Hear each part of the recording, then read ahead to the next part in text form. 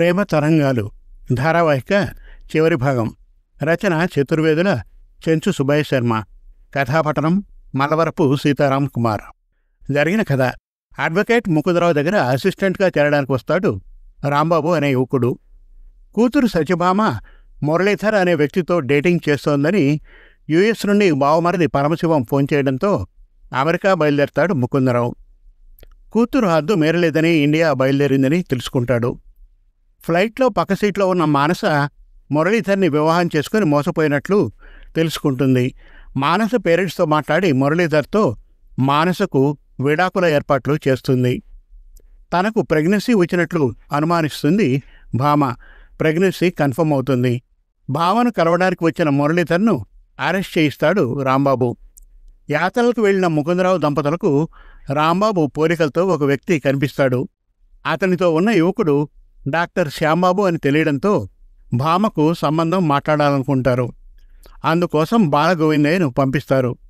Shyam Babu assistant బాబు ద్వారా అతని వివరాలు తెలుసుకుంటాడు బాలగోవిందయ్య. ఆశ్రమంలో తల్లి ద్వారా శ్యాంబాబు రాంబాబు బాబు అన్నదమ్ములని తెలుస్తుంది. శ్యాంబాబుతో నిశ్చితార్థం జరిగాక గతంలో మానస ప్రేమించింది అతన్నే అని తెలుసుకుంటుంది భామ. మానస శ్యాంబాబుల మధ్య అపార్థాలు తొలుగుతాయి.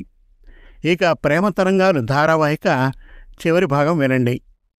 ముకుందవర్మ నీలవేణిలు అమెరికా నుంచి తిరిగి వచ్చారు. భామ శ్యాంబాబు మానసల ప్రేమ కథను వారికి చెప్పి అదే ముహూర్తానికి వారిరువురి వివాహాన్ని ఘనంగా జరిపించవలసిందిగా వారికి చెప్పింది భామ. తొలుత ఆగ్రహవేశాలకు లోనైన భామ వాదనలోని యథార్థాన్ని గ్రహించి వారు ఆమె నిర్ణయాన్ని ఆమోదించారు.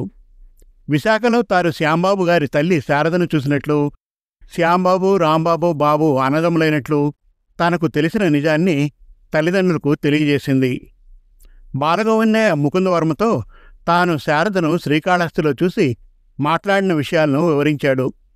32 ఏళ్ల కిందట తాను తన చెల్లెలి విషయంలో ఎంత క్రూరంగా ప్రవర్తించింది తలుచుకొని ముకుందవర్మ ఎంతగానో బాధపడ్డాడు. రాంబాబు తన మేనలుడైనందుకు గొప్పగా సంతోషించాడు. వీరు అమెరికా నుంచి తిరిగి వచ్చిన 2 వారాలకు పరమశివం కుమారుడు డాక్టర్ ధనుంజయ్ ఆ గ్రామానికి వచ్చాడు. రాత్రివేళ భామ గదికి వెళ్ళి, భామ, నేను నిన్ను ఎంతగానో ప్రేమిస్తున్నాను.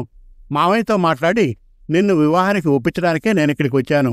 మరో విషయం, మా అమ్మ నాన్న చెల్లి ఫ్రెండ్ మ్యారేజ్కి వెళ్ళిన ఆ రోజు రాత్రి నిర్భయంగా మురళీధర్ నిన్ను కలవడానికి మా ఇంటికి వచ్చాడు. ముగ్గురం మందు తాగాం. నేను మీ ఇరువురి గ్లాసుల్లో మత్తుమందు కలిపి మీ చేత తాగించాను. స్పృహ కోల్పోయిన ఆ మురళీగాడిని మోసుకెళ్ళి వాడి కారులో పడేశాను. తిరిగి వచ్చాను.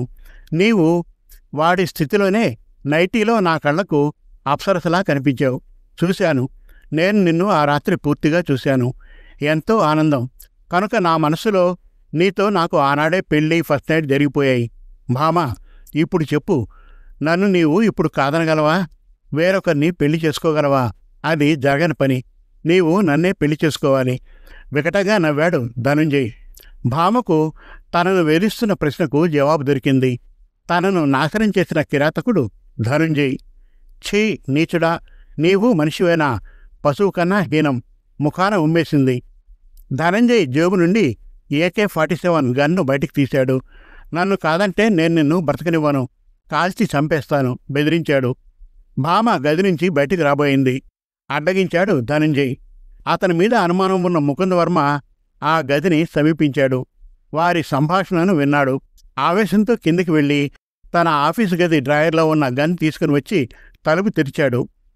అప్పుడే అక్కడికి వచ్చిన రాంబాబు ముకుందవర్మ ఆవేశాన్ని, చేతిలో గన్ను చూసి అతన్ని అనుసరించాడు. ధనంజయ్ భామను మంచంపై త్రోశాడు. తుపాకీని గురిపెట్టి, ఒప్పుకో, నాతో వివాహానికి ఒప్పుకో, కాదంటే కాల్చి పారేస్తాను బిగ్గరగా అరిచాడు. ఆ దృశ్యాన్ని చూసిన ముకుందవర్మ ఆవేశంతో తన చేతిలోని గన్ నొక్కాడు. అమ్మా అని అరిచి ధనంజయ్ నేలకూలాడు. రాంబాబు ముకుందవర్మ చేతిలో గన్ను లాక్కున్నాడు. వేగంగా బయటకు వెళ్ళిపోయాడు.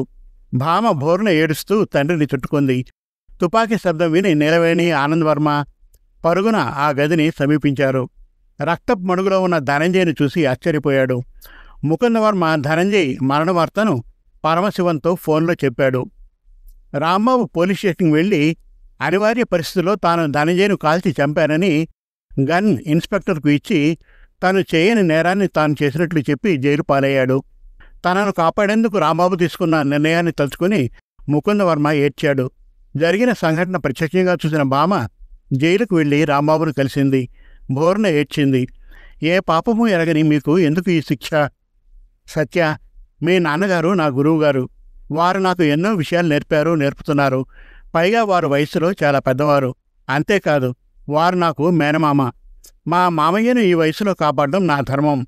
అదే నేను ఎరిగిన ప్రేమతత్వం. చిరునవ్వుతో చెప్పాడు రాంబాబు. పరమశివం కుటుంబం అమెరికా నుంచి వచ్చింది. ధనంజయ్ అంతిమ క్రియలు ముగిశాయి. వారు వెళ్ళిపోయారు. జరిగిన విషయాన్ని విన్న శ్యాంబాబు రాంబాబుకు బెయిల్ ఏర్పాటు చేశాడు. రాంబాబు జైలు నుండి బయటకు వచ్చాడు. తల్లి, అన్న, తమ్ముడు మానసలను కలుసుకున్నాడు. దోషుల్లా తలలు దించుకొని ముకుందవర్మ, నిలవేణి, భామ, ఆనందవర్మ, బాలగోవిందయ్య వారిని జైలు ఆవరణంలో కలుసుకున్నారు. సార్, నేను బయటకు వచ్చేశాను. ఆనందంగా నా వైపు చూడండి, చిరునవ్వుతో చెప్పాడు రాంబాబు. సారు కాదు, మామయ్య అంది భామ క్రీగంట రాంబాబు ముఖంలోకి చూస్తూ. అందరూ ఆమె ముఖంలోకి చూశారు. భామ నవ్వింది. అందరి వదనాల్లో నవ్వుల పువ్వులు విరిశాయి. సమాప్తం. ఈ ధారావాక్యను ఆదరించిన పాఠకులకు రచయిత శ్రీ చతుర్వేదుల చెంచు సుబ్బయ్య శర్మ గారి తరఫున, మన తెలుగు కథలు .com తరఫున మా అభివాదాలు తెలియజేసుకుంటున్నాం. మరిన్ని చక్కటి కథల కోసం, కవితల కోసం, వెబ్ సిరీస్ కోసం మన తెలుగు కథలు .com విజిట్ చేయండి. Thank you.